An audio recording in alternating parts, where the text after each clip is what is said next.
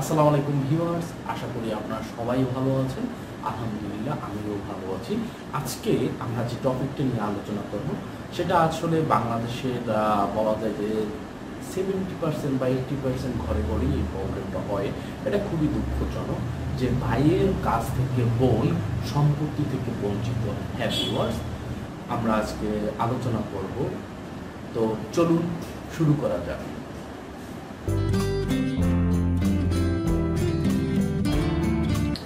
মূলত বাংলাদেশে আসলে এই যে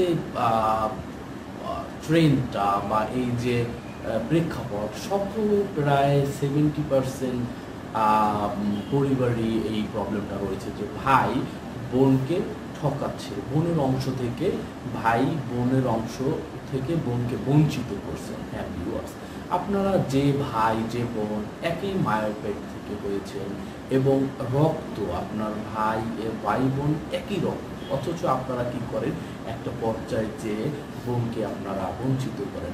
অনেক ক্ষেত্রে হয়তো বোন ভালো থাকে, সেক্ষেত্রে হয়তো বোন এগুলো আসলে ইয়ে করে না। অনেকে আবার আছে যে বোন খুব কষ্ট থাকে, যেখানে বিয়ে হয়েছে সেখানে হাজব্যান্ড অত্যাচার করে, সেইখান থেকে বোন যখন তার ভাইয়ের কাছ থেকে তার প্রাপ্য অংশটুকু দাবি করে, তখন ভাই তাকে সেই প্রাপ্য অংশটুকু থেকে বঞ্চিত করে। এটা আসলে খুবই দুঃখজনক।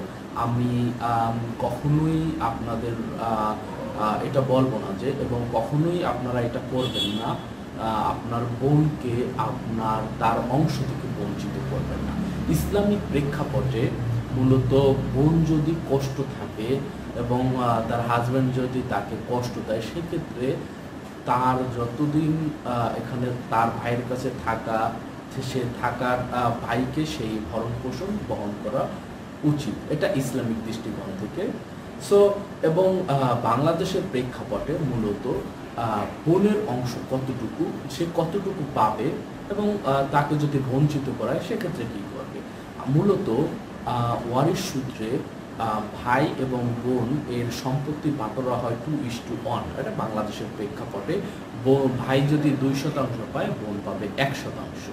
তো ভিউয়ার্স, এখানে যদি বোনকে তার অধিকার থেকে বঞ্চিত করে, তার সম্পত্তি তাকে না দেয়, সেক্ষেত্রে কি করণীয়? সেক্ষেত্রে সে সিভিল কোর্টে মামলা করতে পারবে এবং সেই অনুযায়ী প্রথম শুনানিতে তাদের বাটোয়ারা ঠিকমতো করে দিয়েছে কিনা, মীমাংসা হয়েছে কিনা সেটা তাদের সুযোগ দেবে। সেটা যদি না দেয় তাহলে সিভিল কোর্ট থেকেই মূলত তাদের এই যে বাটোয়ারাটা বন্টনটা নিষ্পত্তি করবে। তো যারা বোনরা আছেন, যারা আপনাদের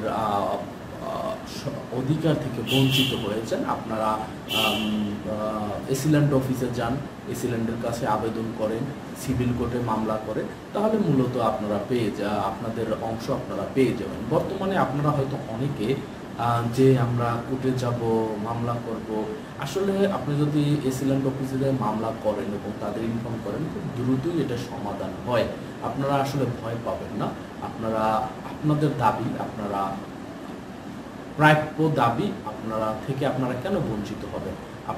আপনাদের প্রাপ্য দাবি আপনার ভাইয়ের থেকে যদি না দেয়, তাহলে আপনারা আপনাদের অংশটুকু আইনের মাধ্যমে আপনাদের প্রাপ্য অংশটুকু আপনারা গ্রহণ করবেন। তো ভিউয়ার্স, ভালো থাকবেন।